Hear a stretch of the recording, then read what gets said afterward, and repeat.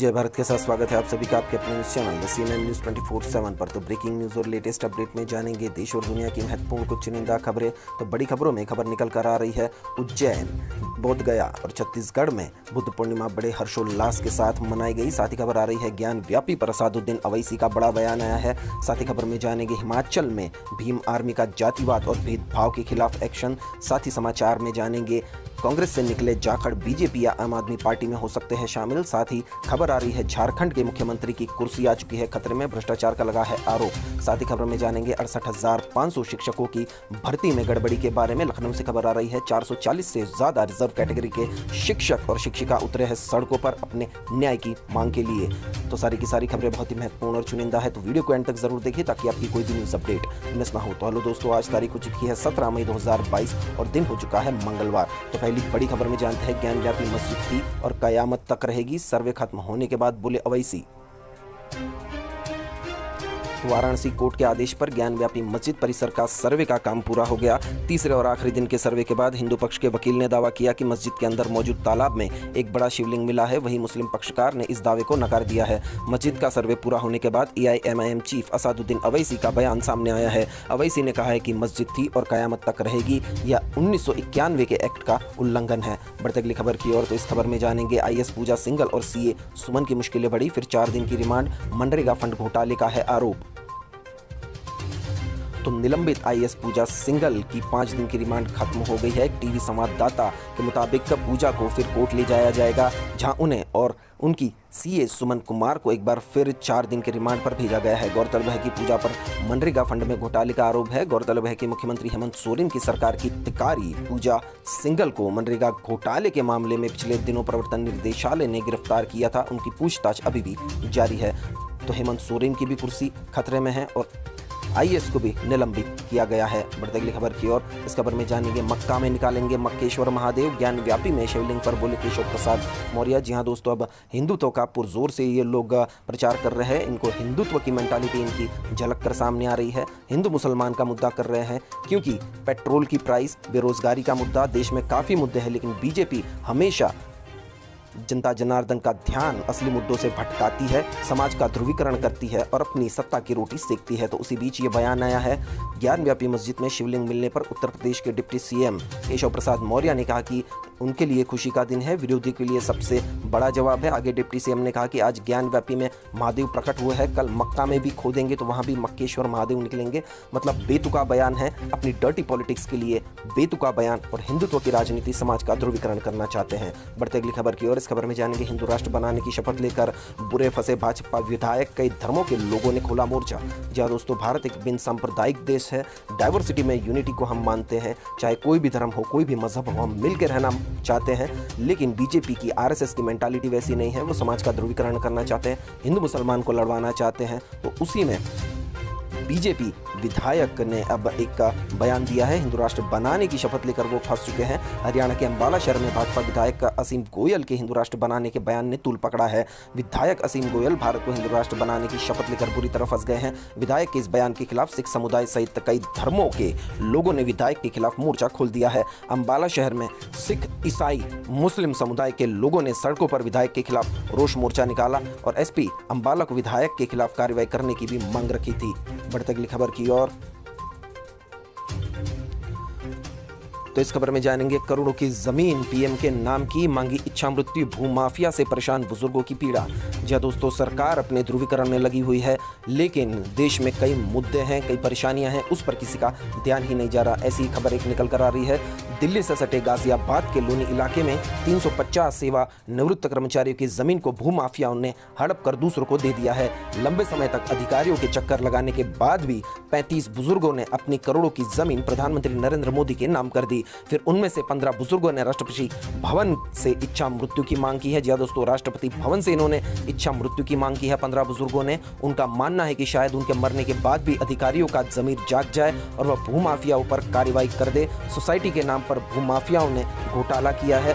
बुजुर्गों का कहना यह है कि हम मरने के बाद भी कई साल गुजर जाएंगे फिर भी फैसला नहीं आएगा, इसलिए वो अब इच्छा मृत्यु की मांग कर रहे हैं। वो अपनी ज़िंदगी से हार चुके हैं। तो अब इसमें देखना यह है कि इनके खिलाफ सरकार क्या एक्शन लेती है और बुजुर्गों को क्या सहायता मुहैया कराई जाती है। बढ़ते अगली खबर की ओर। इस खबर में जानेंगे कर्नाटक की प्रसिद्ध मस्जिद के भी हनुमान मंदिर होने का दावा, प्रशासन ने पूजा करवाने की मांग की। जी दोस्तों, हिंदू मुसलमान का मुद्दा काफी तूल पकड़ रहा है। बीजेपी के राज में इनके पास और कोई मुद्दा नहीं है। विकास की बात करके तो ये आए थे, लेकिन महंगाई बढ़ चुकी है, पेट्रोल के प्राइस हाइक हो चुके हैं, हर तरफ त्राही त्राही जनता है बेरोजगारी से, फिर भी ये लोग समाज का ध्रुवीकरण करने के लिए हिंदू मुसलमान का मुद्दा उठा रहे हैं। तो ऐसे ही खबर आ रही है यूपी के बनारस में जारी ज्ञानवापी मस्जिद के विवाद के दौरान ही कर्नाटक से भी एक ऐसा ही मामला आया है। कर्नाटक में भी एक मस्जिद के मंदिर होने के दावे से हड़कंप मच गया है।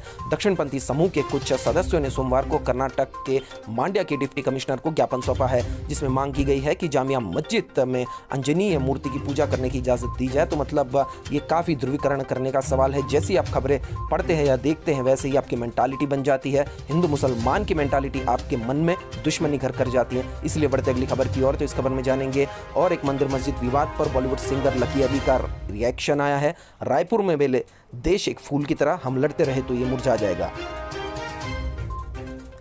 तो बहुत सही बात की है लकी अली ने। सिंगर है लकी अली। दरअसल मंदिर मस्जिद विवाद पर लकी अली ने कहा है कि अभी भाई लोग लड़ रहे हैं, कुछ समय बाद अमन की तरफ जाएंगे। हम उस स्थिति के लिए भी तैयार रहना चाहिए जहां हमारा देश दुनिया भर के देशों से बेहद अलग है। हमें इसे संभालना चाहिए। ये देश एक फूल सा है, जो मुरझा गया तो इसकी खुशबू नहीं बचेगी।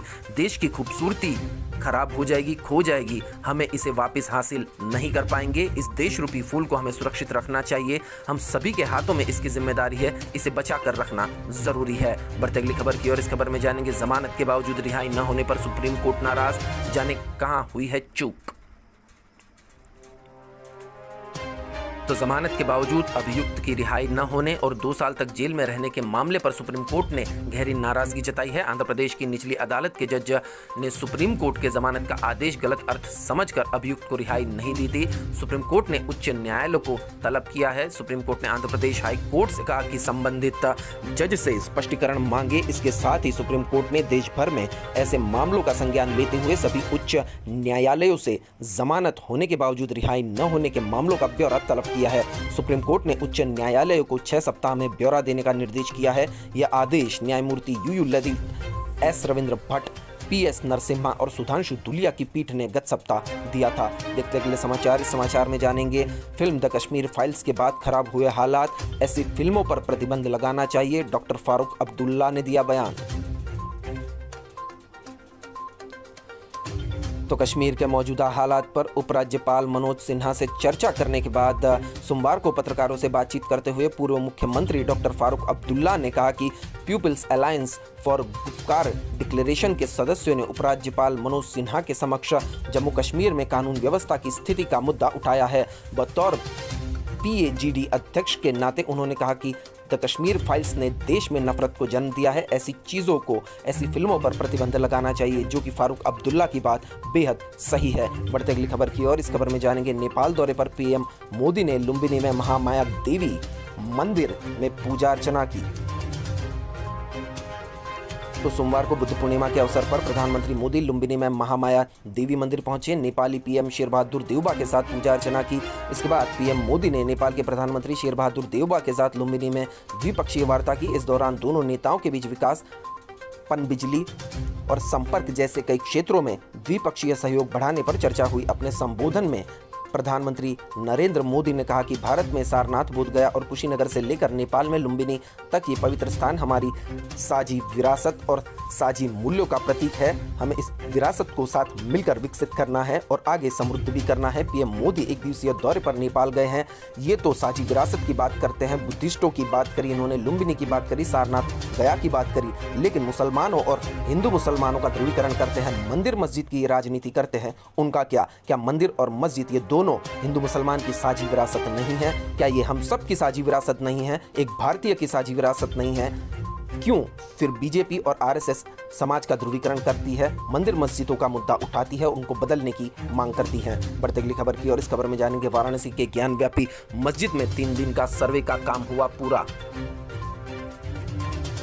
तो वाराणसी में ज्ञानव्यापी मस्जिद में पिछले 3 दिनों से चल रहा सर्वे का काम पूरा हो गया है। सोमवार को टीम ने नंदी के सामने बने कुएं का सर्वे किया। सर्वे में शिवलिंग मिलने के बाद मामला गर्मा गया है। ये कहा गया है कि शिवलिंग मिला है दोस्तों, लेकिन इसकी पुष्टि तो कोर्ट ही करेगी। वाराणसी की कोर्ट के आदेश पर हुई सर्वे की कार्रवाई की रिपोर्ट को मुस्लिम पक्ष हाई कोर्ट में चुनौती देने को तैयार कर रही है। AIMIM के अध्यक्ष असादुद्दीन अवैसी ने बयान दिया है कि ज्ञानव्यापी मस्जिद थी और मस्जिद रहेगी। बढ़ती अगली खबर की और इस खबर में जानेंगे, केंद्र सरकार ने गेहूं खरीद सीजन को 31 मई तक बढ़ाया। केंद्र सरकार ने गेहूं खरीद सीजन को 31 मई 2022 तक बढ़ा दिया है। ये जानकारी केंद्रीय मंत्री पीयूष गोयल ने ट्वीट करके दी है। उन्होंने ये सुनिश्चित करने के लिए कि किसी भी गेहूं किसान को असुविधा न हो, मोदी सरकार ने गेहूं खरीद सीजन को 31 मई 2022 तक बढ़ा दिया है। हम कृषि समृद्धि सुनिश्चित करने के लिए प्रतिबद्ध है। तो बड़ी बड़ी बातें की हैं, बड़ा बड़ा बयान दिया है। बढ़ते अगली खबर की और इस खबर में जानते हैं, कॉमेडियन भारती सिंह के खिलाफ केस करेगी SGPC। सिखों की भावनाएं आहत करने का है आरोप। जी हां दोस्तों, कॉमेडियन भारती के खिलाफ भी अब केस होगा।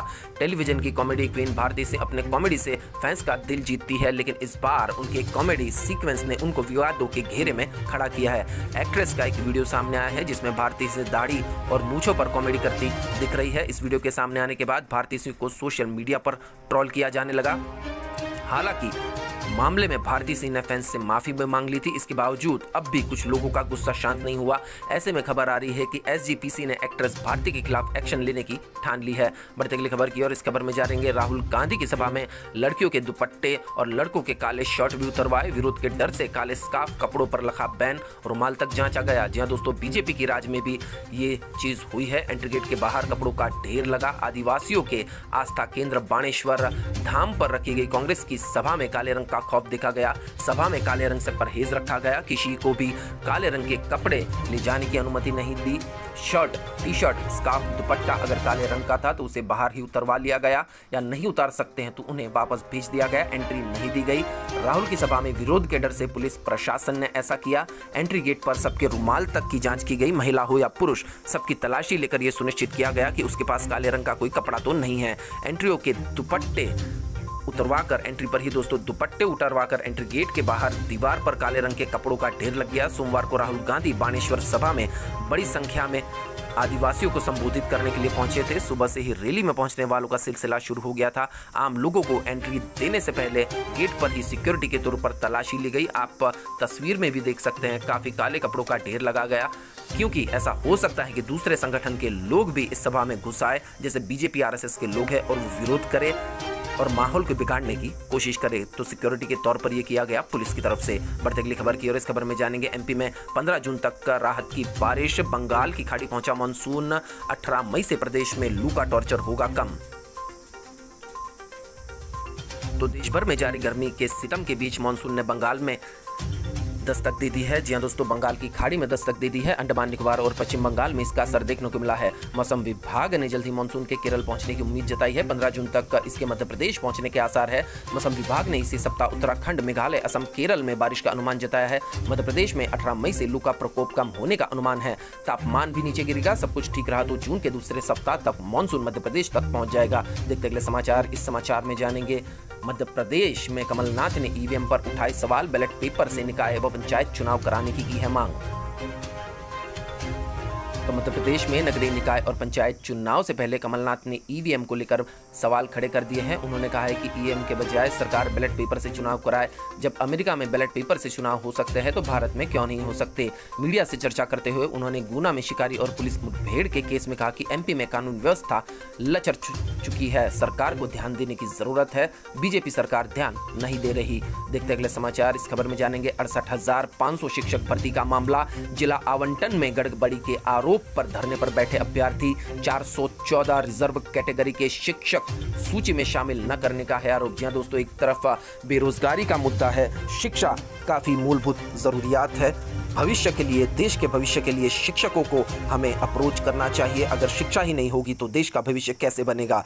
लेकिन ऐसे मुद्दों पर कोई भी मेन स्ट्रीम मीडिया, गोदी मीडिया ऐसे मुद्दे नहीं उठाती है। हम सोशल मीडिया वाले ही ऐसे मुद्दे उठाते हैं। जो भी सोशल मीडिया के पत्रकार हैं वो ऐसे मुद्दे उठाते हैं। बाकी मीडिया तो हिंदू मुसलमान समाज का ध्रुवीकरण और मस्जिद मंदिर के मामलों में ही लगी हुई है। यूपी में 68,500 शिक्षक भर्ती मामला फिर से सुर्खियों में है। आरोप है कि रिजर्व कैटेगरी के शिक्षकों के साथ इस भर्ती प्रक्रिया में अन्याय हुआ है। बेसिक शिक्षा परिषद के स्कूलों की इस भर्ती में लगभग 4 साल के बाद हाईकोर्ट के आदेश का पालन हुआ। अब आदेश के इम्प्लीमेंट पर सवाल खड़े हो रहे हैं। आरोप है कि बेसिक शिक्षा विभाग द्वारा 10 मई को 2,908 शिक्षकों को जिला आवंटित कर दिया गया है, मगर अभी 400 रिजर्व कैटेगरी के शिक्षकों को जिला आवंटन नहीं किया गया है। सोमवार को इसके विरोध में फिर तेजी से अभ्यर्थियों ने प्रदर्शन किया। लगभग 400 से ज्यादा रिजर्व कैटेगरी के शिक्षक सड़क पर उतरे और अपने हकों की मांग की। अन्याय के खिलाफ उन्होंने आवाज भी उठाई। बढ़ते अगली खबर की ओर। इस खबर में जानेंगे गया में 2 वर्ष बाद मनाई गई बुद्ध जयंती।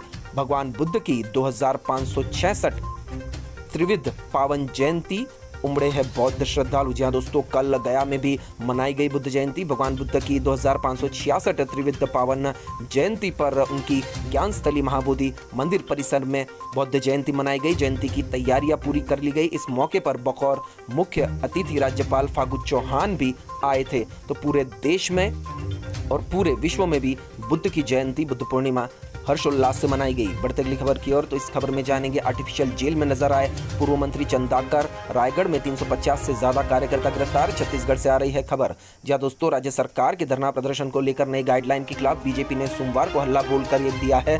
बाहर के राज्य छत्तीसगढ़ में बीजेपी नेता और कार्यकर्ता सड़क पर उतर आए, खूब नारेबाजी करते रहे। इस आंदोलन को बीजेपी ने जेल भरो आंदोलन का नाम दिया। इसे 2023 विधानसभा चुनाव की तैयारी से भी जोड़कर देखा जा रहा है। बढ़ते अगली खबर की ओर। इस खबर में जानेंगे पूर्णिमा पर दिखे छत्तीसगढ़ में बुद्ध की सबसे सुंदर प्रतिमा। मेन पार्ट की मोनेस्ट्री में भूटान और नेपाल के कारीगरों ने बनाई। दलाई लामा भी यहाँ रुक चुके हैं। जी हाँ दोस्तों, छत्तीसगढ़ में भी बुद्ध का एक अच्छा सुंदर सा मंदिर है, उनका मोनेस्ट्री है। दरअसल छत्तीसगढ़ के शिमला कहे जाने वाले सरगुजा जिले के मेनपाट में अपनी खूबसूरत वादियों के साथ बुद्ध मंदिरों के लिए भी ये जगह मौजूद है, मशहूर है। यहाँ गौतम बुद्ध के 4 मंदिर है, इन्हें मोनेस्ट्री भी कहा गया है। इनमें से एक मंदिर में बेहद ही खूबसूरत 20 फीट की प्रतिमा है, जिसे देखने दूर दूर से लोग आते हैं। सोमवार को बुद्ध पूर्णिमा के अवसर पर यहाँ विशेष पूजा अर्चना की जा रही थी। तिब्बतियों के सबसे बड़े धर्मगुरु दलाई लामा भी यहाँ आ चुके हैं। मेनपाट में 57 साल पुराना बुद्ध मंदिर भी है, साथ ही 3 और मंदिर है। इसमें से एक मंदिर को 10 साल पहले बनाया गया था। उसी मंदिर में बुद्ध की 20 फीट की प्रतिमा है। उस मूर्ति को मेनपाट की बॉक्साइट मिश्रित मिट्टी से बनाया गया है। इसका निर्माण नेपाल व भूटान के कारीगरों ने किया है। तो बहुत ही खास बात है बुद्धिज्म के लिए, विश्व के लिए, क्योंकि विश्व के लोग बुद्ध की इस प्रतिमा को, इस मोनेस्ट्री को देखने आते हैं, वहां शांति पाते हैं, ज्ञान का सिंचन करके फिर अपने देश लौट जाते हैं। बढ़ते अगली खबर की ओर। तो इस खबर में जानेंगे एनसीपी चीफ पर आपत्तिजनक टिप्पणी का मामला। एक्ट्रेस केत की चितले को लेकर घर पहुंची मुंबई पुलिस की टीम। लैपटॉप समेत कई इलेक्ट्रॉनिक सामान किया जब्त।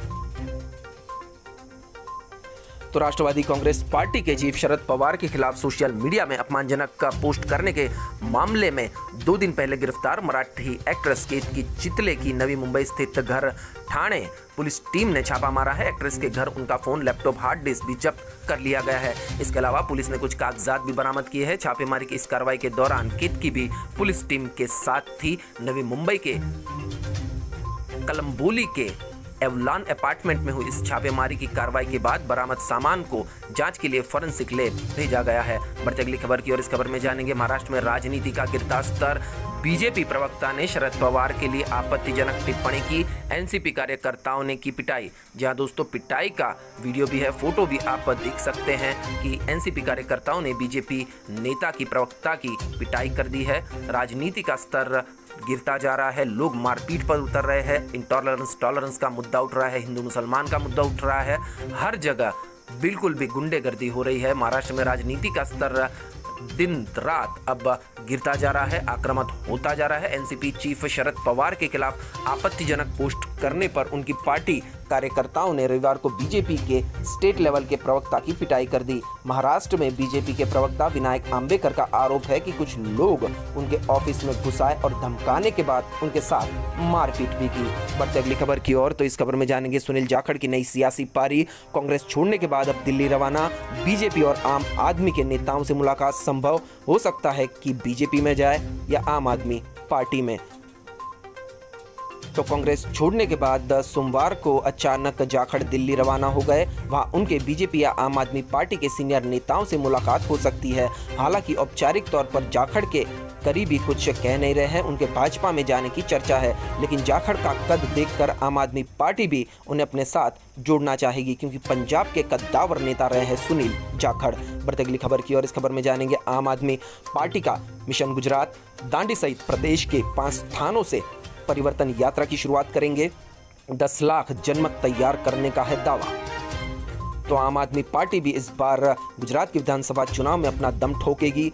आगामी गुजरात विधानसभा चुनाव को देखते हुए आम आदमी पार्टी ने दांडी सहित प्रदेश के 6 स्थानों से परिवर्तन यात्रा की शुरुआत की। दांडी से आम आदमी पार्टी के प्रदेश संगठन मंत्री राम धड़ुक, संगठन महामंत्री मनोज सोरठिया, राकेश हीरपरा ने परिवर्तन यात्रा की शुरुआत की। मनोज सोरठिया ने बताया कि परिवर्तन यात्रा के दौरान 10 लाख लोगों का जनमत तैयार वे करेंगे। देखते अगले समाचार। तो इस समाचार में जानेंगे 3 करोड़ की पार्टी ड्रग्स बरामद, लड़कियों को बेहोश कर इसी के जरिए होता है रेप, अमेरिका भेजना चाहते थे इस ड्रग्स को। जहाँ दोस्तों भारतीय डाक की पार्सल सेवा के जरिए केटामाइन हाइड्रोक्लोराइड ड्रग्स, जिसे पार्टी ड्रग्स भी कहा जाता है, उसको अमेरिका भेजने के मामले का खुलासा अहमदाबाद पुलिस की क्राइम ब्रांच ने किया है। पकड़ी गई 590 ग्राम ड्रग्स की कीमत 2.95 करोड़ बताई जा रही है। मामले में अजमेर जिले के पुष्कर निवासी सूर्य प्रकाश उर्फ सोनू गोयल को रविवार देर शाम गिरफ्तार किया गया है। अब पुलिस आरोपी से यह पूछताछ करने में जुटी है कि इतनी ड्रग्स उसके पास कैसे आई और अमेरिका किसे भेज रहा था। पुलिस ये भी पता लगाएगी कि इससे पहले भी इस तरह के पार्सल के जरिए उन्होंने कहाँ ड्रग्स भेजी है। तो ये बहुत ही गंभीर मामला है, क्योंकि ये ड्रग्स लड़कियों पर ज्यादा यूज होता है। रेप करने के मामले भी इससे बढ़ते हैं। बढ़ते अगली खबर की ओर। तो इस खबर में जानेंगे तो सोरेन अब नहीं रहेंगे झारखंड के सीएम। चुनाव आयोग ने अगर सदस्यता खत्म कर दी तो नहीं बचेगी कुर्सी। नए चेहरे पर मंथन हो चुका है शुरू। तो आईएएस पूजा सिंघल की काली कमाई और खदान पट्टे की आंच अब धीरे धीरे झारखंड सरकार पर आने लगी है। मई की बढ़ती तपेश के साथ झारखंड की सियासत भी अंदर खाने उबल रही है। 20 मई के बाद भी कभी चुनाव आयोग का फैसला सीएम हेमंत सोरेन की सदस्यता पर आ सकता है। तो 17 मई को शेल कंपनी में निवेश के मामले पर हाईकोर्ट ने अपना फैसला सुना सकता है। जी दोस्तों, अगर फैसला पक्ष में आया तो ठीक है, लेकिन अगर अगेंस्ट आया तो दोनों फैसले विपक्ष में गए तो सरकार पर संकट खड़ा हो सकता है। इस बीच खबर है कि सोरेन अपनी कुर्सी खो सकते हैं और उनके विकल्प पर भी अब चर्चा हो रही है। उनमें से 2 नाम हेमंत सोरेन की पत्नी कल्पना और पुराने नेता चंपई सोरेन के नाम भी सामने आ रहे हैं। तो हेमंत सोरेन की कुर्सी अब खतरे में है। बढ़ते अगली खबर की और इस खबर में जानेंगे शादी में खाने के लिए दलितों की अलग लाइन। शिलाई में राजपूत और दलित समुदाय के लिए बना अलग अलग खाना। पुलिस के 5 पहुंची शिकायत। जी हाँ दोस्तों, पुलिस ने पंचनामा किया, उनके पास शिकायत पहुंची है। भीम आर्मी के नेताओं ने ये शिकायत दी है। दरअसल उन्होंने कहा है कि जिस तरह दलित लोगों को अलग खाना खिलाने के निर्देश वायरल वीडियो में दिए जा रहे हैं वह शर्मनाक है। एक तरफ जहां 21वीं सदी में छुआछूत को कलंक के रूप में माना जाता है, ऐसे में शिलाई की एक पंचायत में शादी समारोह के दौरान छुआछूत का वीडियो वायरल किया जा रहा है। उन्होंने कहा कि इस पर शिकायत पुलिस में दर्ज करवा दी है। दरअसल जाति भेदभाव अब चरम पर है। शिलाई बीडीसी में मेंबर अनिल कुमार ने कहा कि यह बेहद शर्मनाक है। उन्होंने कहा कि जिस क्षेत्र में छुआछूत और जाति भेदभाव चरम पर है, ऐसे क्षेत्र को ट्राइबल एरिया घोषित करना बेहद चिंता का विषय होगा। समाज सेवी सुरेंद्र सिंह धर्मा ने बताया कि आज हम 21वीं सदी में जहां वैज्ञानिक दृष्टिकोण की तरफ अग्रसर है, वहीं सिमसौर के शिलाई विधानसभा क्षेत्र के पोहटा मानल में जाति के आधार पर दलित वर्ग को अलग खाने के लिए बिठाया जाता है। यह बहुत ही शर्मनाक है। तो उन्होंने बताया कि जातीय भेदभाव चरम पर दिखने को मिल रहा है, जो कि देश के लिए अखंडता और भाईचारे को बिगाड़ने का काम करती है। समाज में इस तरह से किसी वर्ग का शोषण ना हो, इसलिए एट्रोसिटी एक्ट के तहत केस दर्ज होना चाहिए। तो भीम आर्मी के नेताओं ने एक्शन लिया है, जिसकी हम सराहना करते हैं। बढ़ते अगली खबर की और इस खबर में जानेंगे उज्जैन में बुद्ध जयंती पर प्रभात फेरी निकली। गौतम बुद्ध की 2566वीं जयंती पर बड़ी संख्या में अनुयायी हुए शामिल। तो सोमवार को बुद्धिस्ट सोसाइटी ऑफ इंडिया की शाखा उज्जैन यानी भारतीय बौद्ध महासभा प्रबुद्ध महिला संगठन उज्जैन एवं बुद्ध विहार निर्माण समिति के तत्वावधान में बुद्ध जयंती मनाई गई। इससे पहले रविवार को बुद्ध जयंती की पूर्व संध्या पर कानीपुरा स्थित बौद्ध महास्तूप पर समाज जनों ने दीपदान किया। बुद्ध विहार निर्माण की समिति के अध्यक्ष मनोज नागदेवे ने बताया कि सोमवार को प्रातः 7:30 बजे प्रभात फेरी मक्सी रोड स्थित अशोक बुद्ध विहार से शहीद पार्क होते हुए टावर चौक स्थित बाबा साहब अंबेडकर की प्रतिमा पर माल्यार्पण कर बुद्ध विहार पहुंची। प्रभात फेरी के समापन के पश्चात बुद्ध वंदना प्रातः 11:30 बजे की गई। रात्रि में 8 बजे दानदाताओं का सम्मान हुआ। प्रभात फेरी में बड़ी संख्या में महिला, पुरुष और बच्चे भी शामिल हुए तो बड़े जोर शोर से और हर्षोल्लास के साथ शांतिपूर्ण ढंग से उज्जैन में बुद्ध जयंती मनाई गई। बढ़ते अगली खबर की ओर तो इस खबर में जानेंगे उत्तर कोरिया के तानाशाह किम जोंग के काबू से बाहर कोरोना डर चुका है। किम जोंग उन कोरोना की है वजह, महामारी से निपटने के लिए सेना को दिए निर्देश। तो उत्तर कोरिया का तानाशाह किम जोंग उन अब कोरोना से डर चुका है। उत्तर कोरिया के वायरस विरोधी आपातकाल मुख्यालय ने बताया कि अप्रैल के अंत से 12 लाख लोगों को बुखार हो चुका है, जिनमें से 5,64,860 लोग अब भी आइसोलेशन में हैं। तो तानाशाह ने पहले तो वैक्सीनेशन का कार्यक्रम ठुकराया था, लेकिन अब कोरोना के बढ़ते मामलों को देखकर उसने सेना को आदेश दे दिए हैं कि वे कोरोना से निपटे। तो अब जानेंगे कैसा रहेगा अगले 24 घंटे का भारत के मौसम का पूर्वानुमान। तो अगले 24 घंटे के दौरान सिक्किम, पूर्वोत्तर भारत, अंडमान और निकोबार द्वीप समूह, केरल के कुछ हिस्सों और दक्षिण कर्नाटक में हल्की से मध्यम बारिश के साथ कुछ स्थानों पर भारी बारिश होने की संभावना है। तमिलनाडु, उत्तरी आंतरिक कर्नाटक, बिहार के कुछ हिस्सों, रायलसीमा और छत्तीसगढ़ में हल्की से मध्यम बारिश होने के आसार है। पश्चिम हिमालय, कोंकण और गोवा, उत्तरी आंतरिक कर्नाटक और तेलंगाना के कुछ हिस्सों में हल्की बारिश संभव है। पंजाब, हरियाणा, दिल्ली, उत्तर प्रदेश के पश्चिमी हिस्सों, उत्तरी राजस्थान के कुछ हिस्सों में धूल भरी हवाएं, हल्की धूल भरी आंधी और गर्म के साथ छींटे भी पड़ सकते हैं। पंजाब, हरियाणा, दिल्ली, उत्तर प्रदेश, पश्चिमी हिस्सों और उत्तरी राजस्थान के कुछ हिस्सों में धूल भरी हवाएं, हल्की धूल भरी आंधी और गरज के साथ छींटे पड़ सकते हैं। पंजाब, दक्षिण हरियाणा, राजस्थान, विदर्भ और उत्तर प्रदेश के दक्षिण उत्तर प्रदेश के अलग अलग हिस्सों में लू की स्थिति संभव है। तो इसके साथ आज के ब्रेकिंग न्यूज़ और लेटेस्ट अपडेट नहीं समाप्त होते हैं। वीडियो को एंड तक देखने के लिए आप सभी का बहुत बहुत धन्यवाद। वीडियो अगर अच्छा लगा हो तो चैनल को लाइक, शेयर और सब्सक्राइब जरूर कीजिए ताकि आपकी कोई भी न्यूज़ अपडेट मिस ना हो। मिलते अगली लेटेस्ट अपडेट के साथ। आपका दिन खुशनुमा रहे। Thank you, take care, good bye, जय भारत।